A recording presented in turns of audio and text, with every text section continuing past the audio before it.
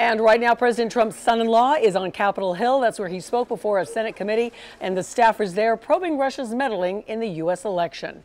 And ahead of his questioning, Jared Kushner released an 11-page statement. And in it, Kushner details 4 contacts with Russians during the 2016 presidential campaign and the transition, but still he denies collusion. Let's go to our D.C. Bureau Chief Ross Palumbo with the latest on Kushner's questioning. Ross.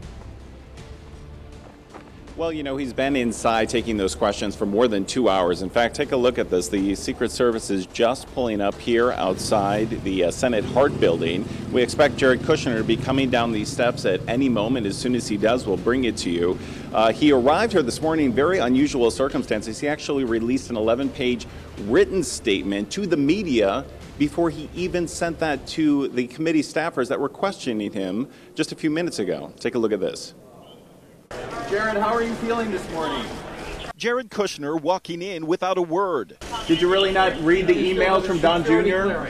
But before his meeting with Senate staffers, Kushner releasing an 11-page statement addressing that and several other issues about that previously undisclosed meeting along with Donald Trump Jr. and Paul Manafort to speak with a Russian attorney and a Russian-American lobbyist. Emailed to Kushner is about dirt on Hillary Clinton coming from the Russian government.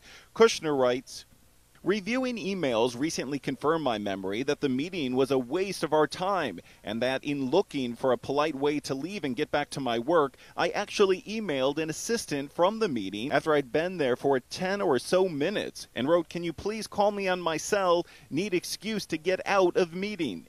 On previously undisclosed meetings with Russian Ambassador Sergei Kislyak and a Russian banker, Kushner writes, 'I did not collude nor know if anyone else in the campaign who colluded with any foreign government. I had no improper contacts. I've not relied on Russian funds to finance my business activities in the private sector.'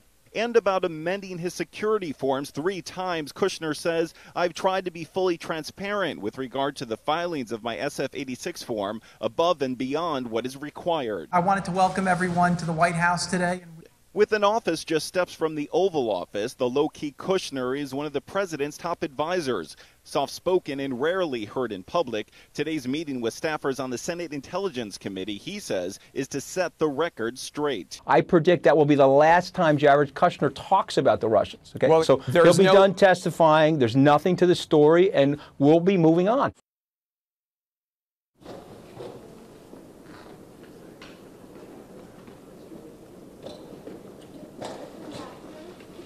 All right, we're back out live here, right in front of the Senate Hart building. Jared Kushner has been inside speaking with the Senate Intelligence Committee staffers for more than 2 hours. We've just gotten an alert that he might be coming out of this door at any moment. That's why you see the press assembled here. The Secret Service cars here are waiting for him to come down. So as soon as he comes out, as soon as we have a chance to speak with them, we'll let you know. But as you saw on the way in, Christy and Janice, his attorney, and him really had nothing to say. So forgive me for looking over my shoulder. We really are expecting him at any moment here. Yeah, well, we'll stick with you here for just a second then, Ross. Tell us what happens next. You heard in your story that they're saying that they're going to move on from here. So what is next for Jared Kushner? Well, the staffers will report to the committee as a whole what they've learned, and it's really up to the committee then to decide whether they want to bring him in and question them himself. Senators like Marco Rubio, for example, were actually not in the room. He didn't even have a representative in there. It's really a Q&A between him and staffers. So, Christy, the next step is really for them to report back to the committee as a whole so they can decide what they want to do. They could ask him to come in. That could be a private hearing. It could be a public hearing. And if they asked and he didn't want to come, they could always also subpoena him. But we're a long way from that.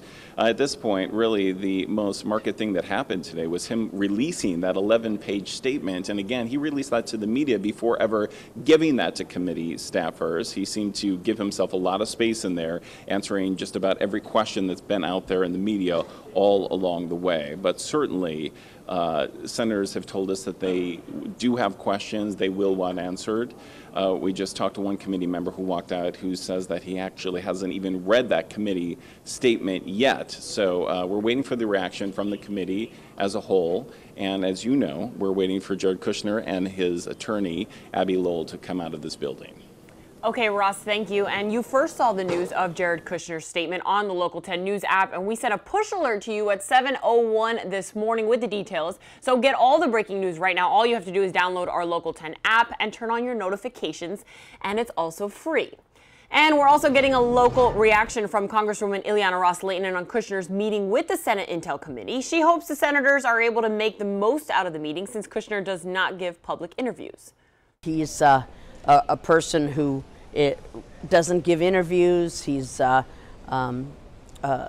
little more guarded than other folks in the Trump administration. So that's why this interview tomorrow is so important, because it will be difficult to get information any other way.